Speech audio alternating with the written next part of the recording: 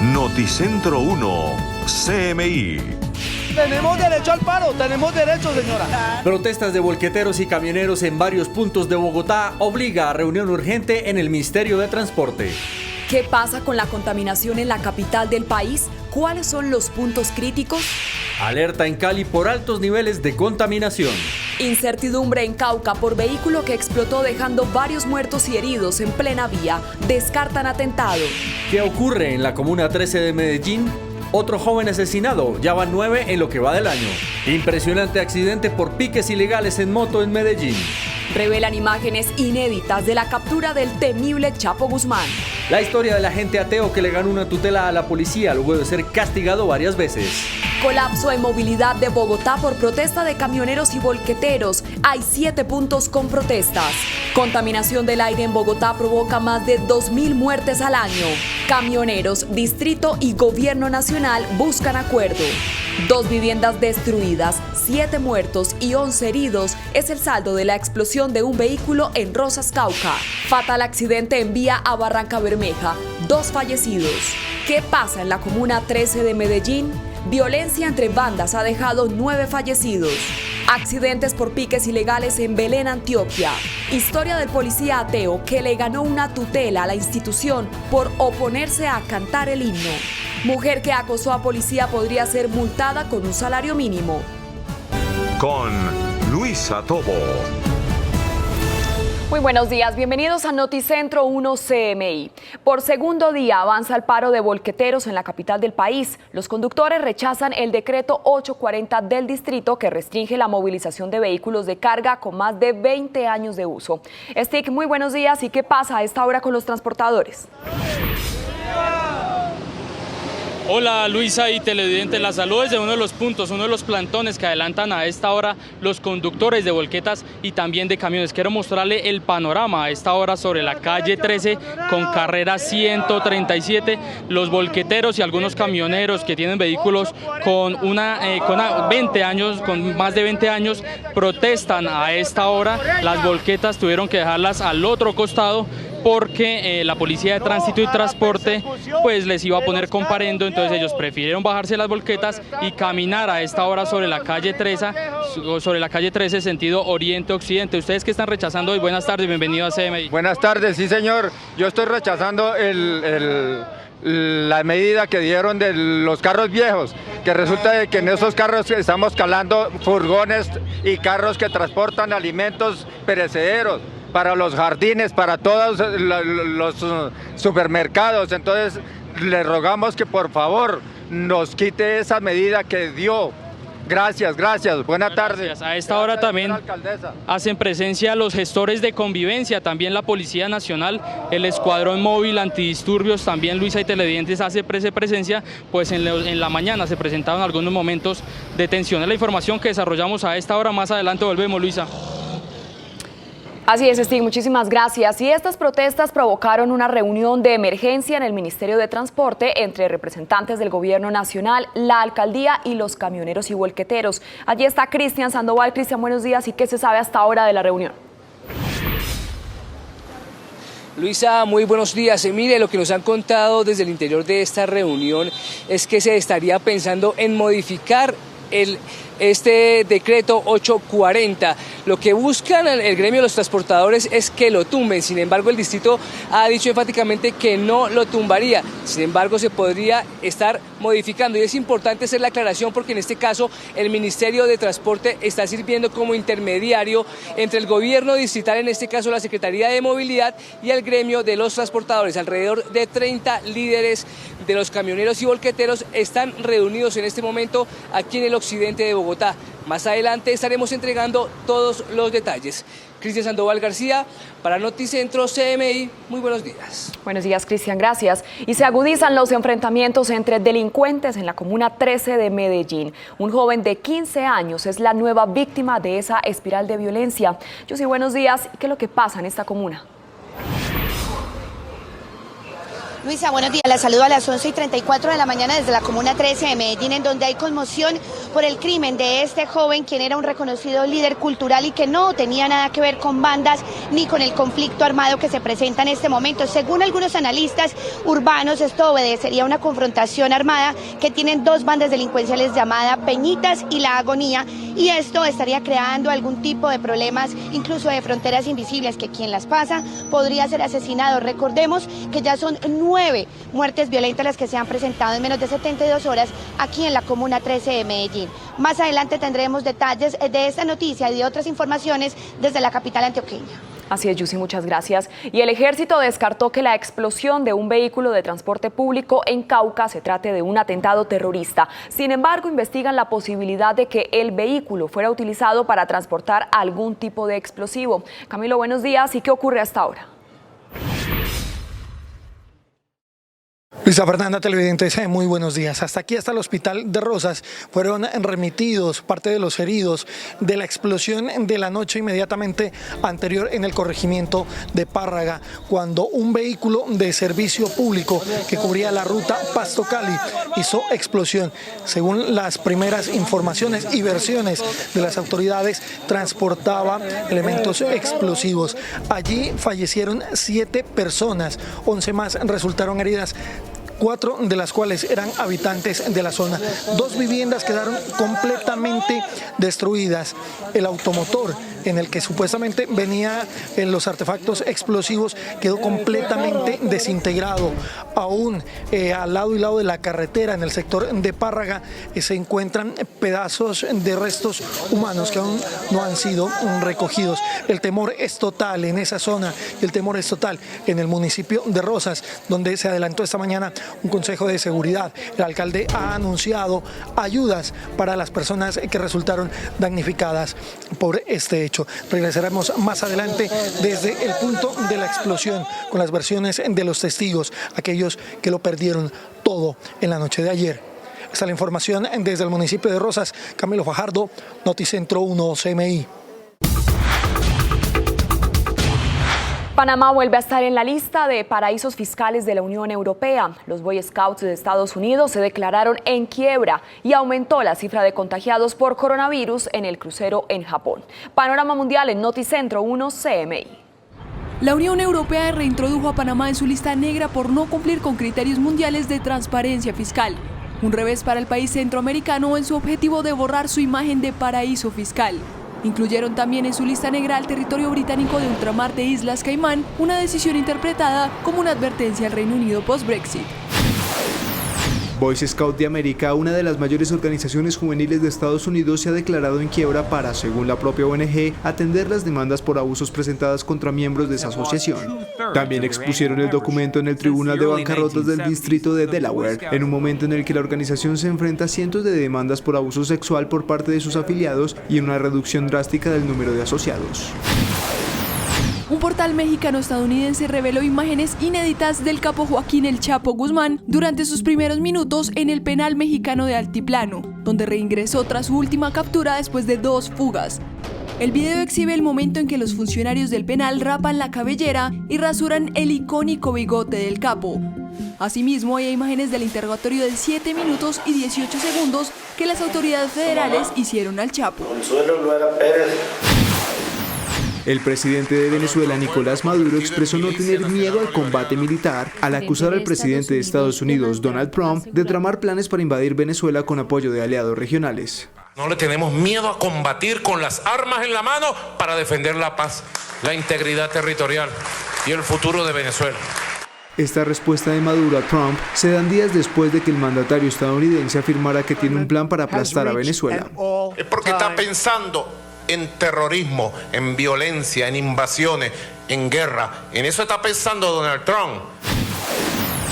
Luego de que ayer Venezuela suspendiera por 90 días las operaciones de la aerolínea portuguesa TAP, tras acusarla de permitir viajar con explosivos al tío del presidente interino Juan Guaidó, el ministro de Relaciones Exteriores de Portugal, Augusto Santos Silva, declaró que no considera aceptable la suspensión de las operaciones de la aerolínea TAP en Venezuela y señaló la diplomacia como el camino a seguir para resolver este asunto. Aumentó el número de contagiados por el coronavirus en el crucero Diamond Princess, que se encuentra en cuarentena frente a las costas de Japón. En las últimas horas se registraron 88 nuevos casos, lo que asciende la cifra a 542 personas afectadas por la epidemia en el barco inmovilizado en el puerto de Yokohama. Se trata del mayor número de casos en un solo lugar fuera del epicentro de la epidemia del COVID-19 en la China continental. Mientras tanto, en Wuhan, cuna del patógeno, murió el director de uno de los principales hospitales de la ciudad por coronavirus. El brutal asesinato de Fátima, una niña de 7 años hallada este fin de semana dentro de una bolsa en el sur de la capital, ha conmocionado a México. La Fiscalía General de Justicia de la ciudad dio a conocer que fue una mujer la que sustrajo a Fátima de 7 años de su escuela. Hoy se realizó el velorio de la niña. Seguimos en Noticentro 1 CMI. Segundo día del paro de volqueteros y camioneros en Bogotá. La ciudad amaneció con 7 puntos de protesta de los conductores que se oponen al decreto 840 que restringe la movilización de vehículos de carga con más de 20 años de uso. Stig Luengas está en uno de los puntos de esta protesta. Stig, buenas tardes. ¿Y cuál es la situación?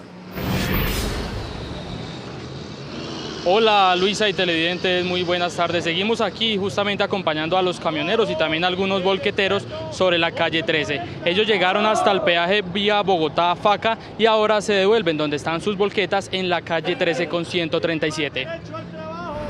Desde muy temprano, cientos de volqueteros salieron a protestar pacíficamente a diferentes puntos de la ciudad, rechazando el decreto 840 emitido por la Secretaría de Movilidad, que restringe la movilización de automotores con más de 20 años de uso por temas ambientales. Que nos quiten el decreto 840, nos den la oportunidad de trabajar. Eso que dicen que van a dar un bono por los carros, dan un bono de, digamos, 20, 30 millones, y un carro esos vale sin IVA 220, 250 millones, ¿quién lo va a comprar? ¿Quién va a pagar eso? Usted más o menos de 5 días que trabaja usted en la semana, no está trabajando sino 2 días y medio, 2 días. Entonces ya los ingresos que usted interpreta si antes era, por ejemplo, usted se hace en el día un carrito 300, 400, 500 mil pesos, ya es la mitad de todo, hermano. Tenemos derecho al paro, tenemos derecho, señora. Claro, tenemos derecho. Entonces, ¿por qué nos atacan? Momentos de tensión se vivieron en Fontibón cuando la Policía de Tránsito y Transporte, con comparendera electrónica en mano, ordenaron despejar la vía. Usted no puede utilizar eso frente a todo el mundo y pasar por encima de todo el mundo, mano. Estamos bloqueando porque es un paro y usted lo sabe. Usted lo sabe que tenemos derecho a eso. Quienes también se estarían viendo afectados por la restricción ambiental son los mecánicos que hacen trabajos a estos vehículos. Yo trabajo de mecánico porque ya por mi edad, por mi discapacidad, en ninguna empresa me utilizan para nada. Afirman los conductores de estos automotores que a pesar del modelo de las volquetas, el problema ambiental no radica en sus carros. Aquí el problema no es tanto los carros que contaminen, sino también el ACPM. Las CPM que tenemos aquí es de mala calidad. Ante los bloqueos intermitentes sobre la calle 13 con carrera 137 en la localidad de Fontibón, el tráfico se vio gravemente afectado, al igual que algunos habitantes. Sí, protesten, pero que nos dejen la vía libre. Por la insistencia de los conductores de bloquear la vía, fue necesaria la presencia del escuadrón móvil antidisturbios. Luisa, y justamente a esta hora, ya después del mediodía, continúa la afectación vial y me voy a despedir con este panorama aquí sobre la calle 13 con 145. Es la información que desarrollamos a esta hora desde Fontibón, informó Stig Luengas para Noticentro 1 CMI. Stig, muchas gracias. Y en el norte de Bogotá también se mantiene la protesta de camioneros que ha afectado la movilidad en varios puntos de la ciudad. Diana, muy buenas tardes. ¿Y cuál es la situación en el norte de la capital? Luisa y televidentes, tengan todos muy buenas tardes. En efecto, los saludamos desde la carrera séptima con calle 172, porque ya cumple 32 horas este paro volquetero y este es uno de los puntos más críticos. Aquí hay por lo menos 300 vehículos parqueados al lado y lado de la carrera séptima, bloqueando 2 de los 3 carriles de la séptima.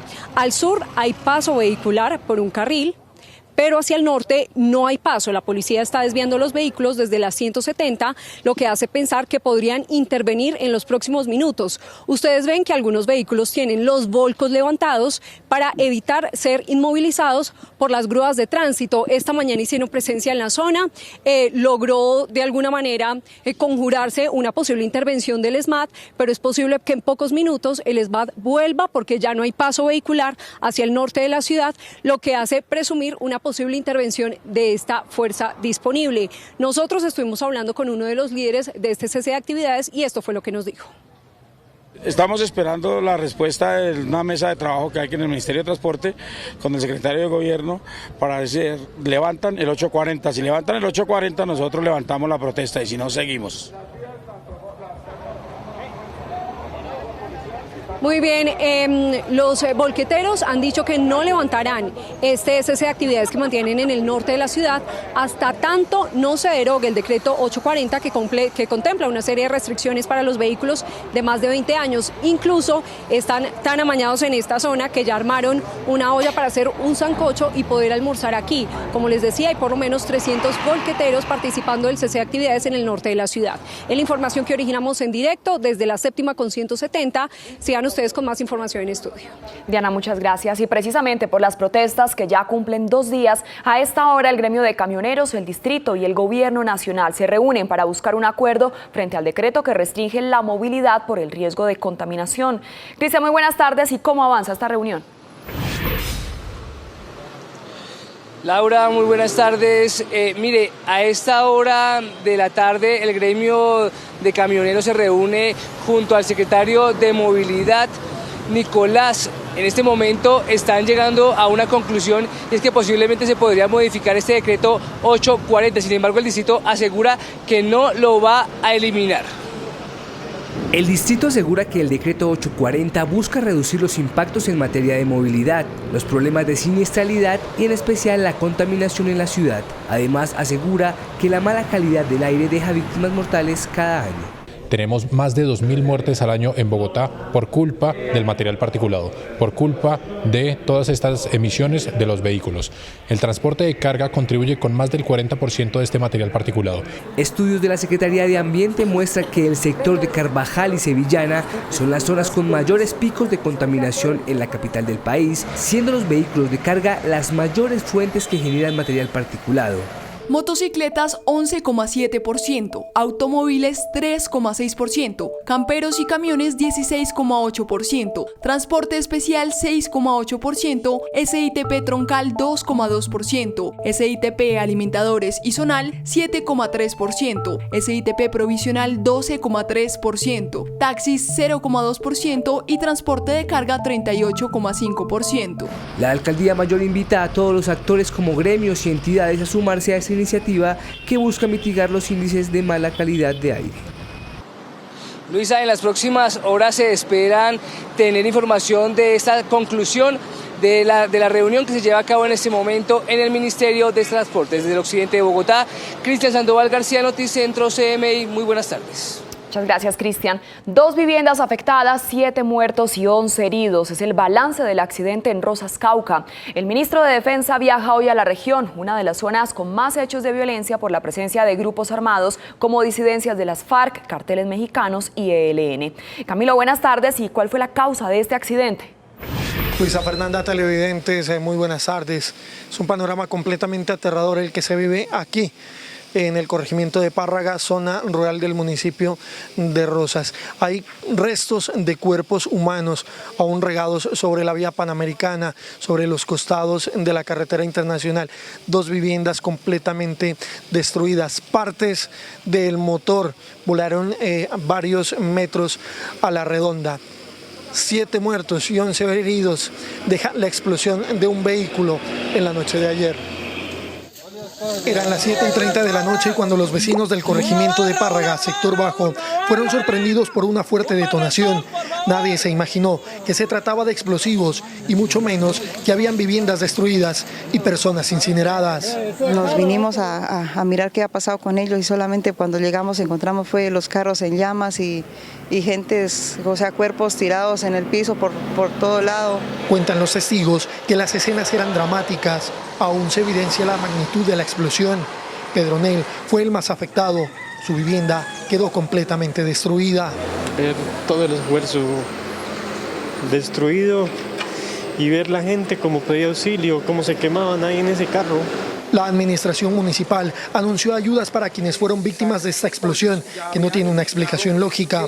Las autoridades dicen que en el vehículo de servicio público se transportaba una encomienda que resultó ser el explosivo. Le vamos a hacer llegar unos alimentos perecederos, al igual que se les va a manifestar toda la intención de habilitarles un sitio, una casa de habitación, en donde puedan ellos hospedarse hasta darle pronta solución. Ahora, todos los esfuerzos se centran en identificar a los ocupantes de la Aerovan, afiliada a la empresa Supertaxis de placas SAV 737, que que fue la que quedó completamente destruida a su paso por el corregimiento de Párraga, cuando cubría la ruta Pasto hacia la ciudad de Cali. Las familias cuyas viviendas resultaron afectadas esperan la ayuda pronta del gobierno, no tienen un techo a donde vivir. Esa es la información desde el corregimiento de Párraga, zona rural del municipio de Rosas. Camilo Fajardo, Noticentro 1, CMI. Camilo, muchas gracias. Y se activó el protocolo para trasladar a 16 colombianos que están aislados en Wuhan, China, por la amenaza del coronavirus. ¿En qué consiste este protocolo? Juan Armando Rojas, muy buenas tardes. Buenas tardes. Ha comenzado este mediodía formalmente el protocolo para el traslado de 16 colombianos que se encuentran en China y que han solicitado regresar al país como medida de protección frente al llamado coronavirus.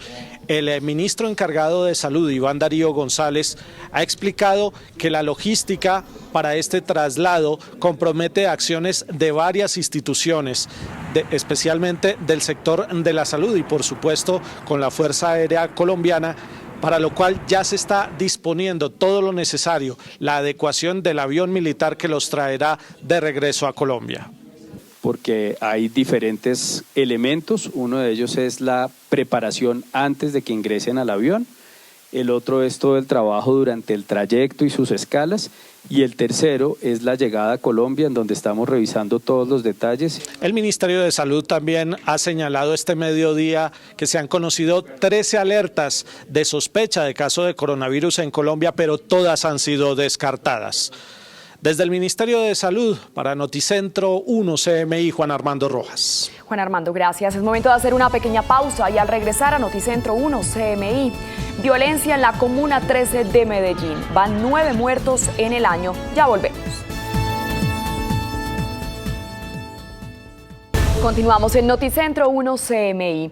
Tragedia vial deja 3 contratistas muertos y 7 más heridos. El accidente se registró esta mañana cuando un camión que transportaba ladrillos embistió a la buseta que movilizaba al personal de trabajadores de la contratista EPSA al servicio de la Agencia Nacional de Infraestructura ANI a la altura del puente La Paz en la vía La Fortuna Bucaramanga. Por varias horas esta vía estuvo con cierre total mientras se realizaron las labores de levantamiento de los cuerpos y la remoción de vehículos y escombros en la carretera. Y crece la violencia en la Comuna 13 de Medellín. En las últimas horas fue asesinado un joven de 15 años por cruzar una frontera invisible que es controlada por bandas armadas. En el año 9 personas han sido asesinadas. Yo soy muy buenas tardes. ¿Y qué es lo que pasa en la Comuna 13? Luisa, según analistas del conflicto armado, esto obedecería a una retaliación, venganzas que tienen en este momento 2 bandas criminales. Al parecer, cada una intentó asesinar a uno de sus cabecillas, de sus jefes. Estos son Peñitas y La Agonía, y en estas venganzas y retaliaciones y disputas armadas están cayendo algunas personas inocentes de la Comuna 13 de Medellín. Miguel Ángel Marín, de 15 años, caminaba por el barrio San Javier en la Comuna 13 de Medellín cuando sicarios le dispararon varias veces hasta asesinarlo. El adolescente era un reconocido líder cultural y asistía a talleres de periodismo. Quienes lo conocían aseguran que no estaba relacionado con grupos criminales y que habría pasado una frontera invisible. Un asesinato para que le duela a otras personas, ¿cierto? Tenemos entendido que no era de ningún grupo delincuencial, que no se mantenía en ninguna de estas estructuras, que simplemente era un pelado que vivía en espacios comunitarios. Cuando hay episodios de guerra te matan porque te pareces a alguien, porque pasas una calle, ¿cierto? Analistas del conflicto urbano aseguran que la racha violenta que deja 9 homicidios en menos de 72 horas en la Comuna 13 de Medellín obedece a una confrontación y venganzas entre 2 bandas criminales. Explotó la confrontación en la Comuna 13, Peñitas enfrentado a La Agonía. Las 2 bandas representan cada una línea militar de la oficina y podría pasar de que el conflicto se crezca más o que la oficina entre y pare la confrontación. Parece ser que Peñitas intentó matar a un jefe de La Agonía y La Agonía le respondió tratando de matar al jefe de Peñitas y ahí murieron unas personas inocentes. Después se vienen otras 2 personas muertas, muere un líder social, un líder juvenil. La comunidad está conmocionada con esta escalada violenta, pues también fue asesinado un hombre de 30 años, vendedor de frutas. Allí también hay preocupación por la circulación de un panfleto anunciando una presunta limpieza social. Y en más noticias, a las 12:19 del mediodía, un impactante accidente quedó grabado en video por cámaras de seguridad por los denominados piques ilegales en motocicleta. El grupo de jóvenes se encontraba en una vía del barrio Belén, comuna 16 de Medellín, realizando los denominados piques ilegales en motocicleta. Uno de los conductores, al parecer durante una maniobra, perdió el control de la moto, choca y cae contra el pavimento. El accidente, grabado por cámaras de seguridad, es analizado por las autoridades de movilidad para determinar las causas reales. El joven no fue reportado ni atendido oficialmente. Y finalmente, una grave emergencia se presentó en el barrio Belén Buenavista, esto en el occidente de Medellín, en donde hubo un incendio en una vivienda que fue atendida por los bomberos y no resultaron heridas las personas por las llamas, sino cuando se desplomó una de las estructuras, cayó sobre ellas y dejó 9 personas gravemente lesionadas que fueron llevadas a centros asistenciales de la ciudad. Esto desde Medellín, Yusi Chaparro, Noticentro 1 CMI, feliz tarde. Yusi, muchas gracias por su información. Es momento de hacer una pequeña pausa y al regresar a Noticentro 1 CMI, hasta un salario mínimo podría pagar mujer que acosó a policía en Barranquilla. Ya volvemos.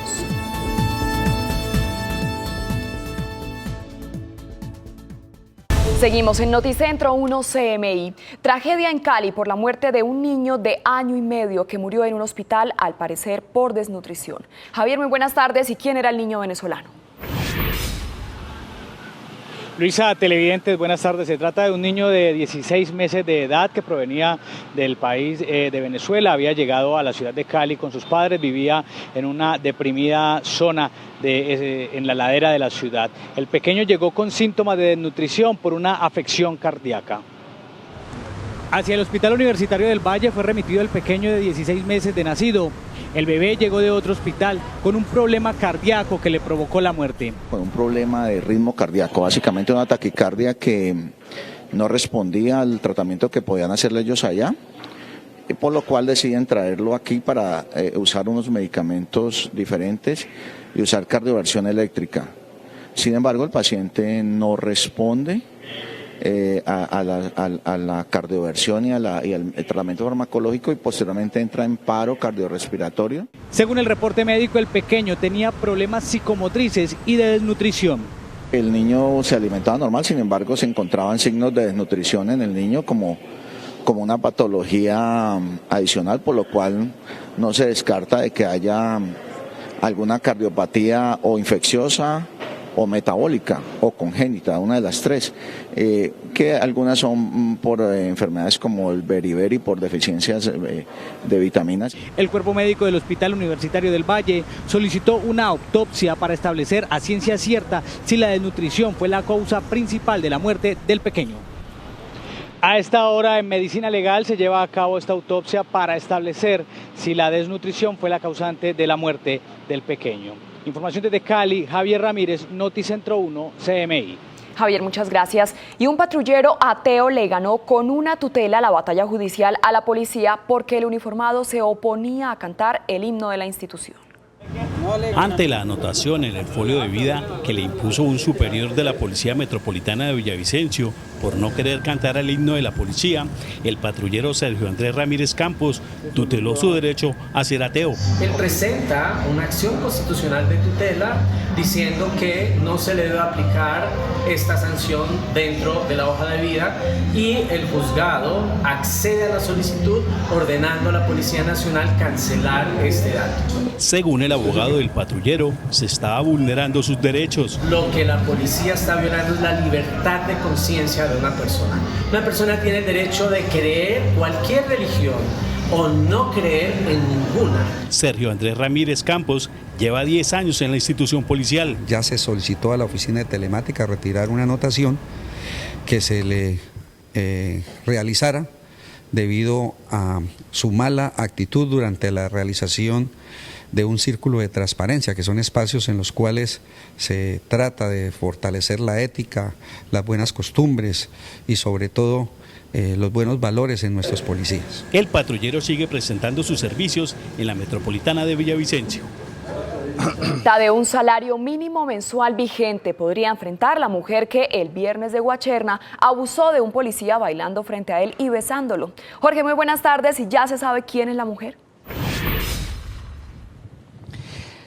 Buenas tardes, Luisa. Las autoridades de policía están ubicando a la mujer. Solo se está anunciando que por injuria por vía de hecho y acto sexual abusivo sería acusada la mujer.